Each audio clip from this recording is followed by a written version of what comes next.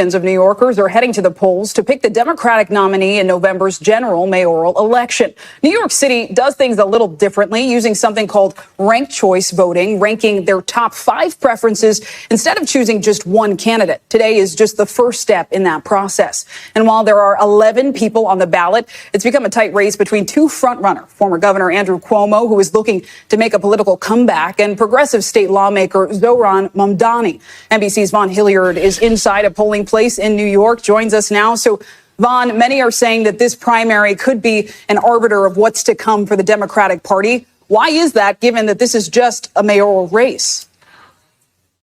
Right, Sinclair. Nationally, you're talking about, who is going to be leading the actual city of New York. It's a big deal. But also there is a lot that is going to be able to be taken away about a very diverse electorate with demographics that are attracted to these 11 different candidates for very different reasons. But as you noted, there's really 2 top contenders here at this point. Andrew Cuomo, who folks will resign 4 years ago after 3 terms as governor, based off of the sexual harassment allegations that came from 11 women.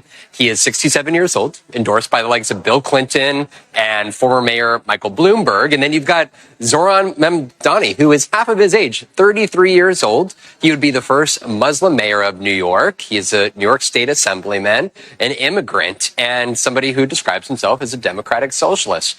I want to let you listen to these 2 men paint a contrast about the candidacies that they present here to New Yorkers.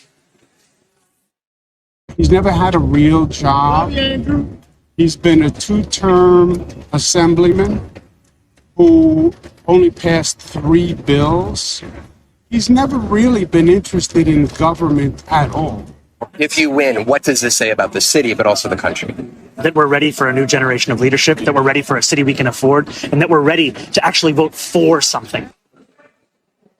Sinclair, as I noted, there are 9 other candidates. Brad Lander is one of them. He's the city comptroller. Some polling shows him in 3rd place, and he and Mamdani were actually campaigning together today because they have urged folks to cross-endorse, essentially vote for me and vote for the other guy as your number 2 choice. And effectively, all those other candidates are all telling their voters to just don't put down Cuomo in your top 5. If somebody doesn't get 50% tonight, well, it's going to be a couple days of counting, and that's where that ranked choice voting comes into play. All right, and Vaughn, look, eagle-eyed viewers will know you're not typically in linen. You're normally in a sharp suit. It's hot out, to say the least. What are you hearing from primary day voters who are braving that heat today?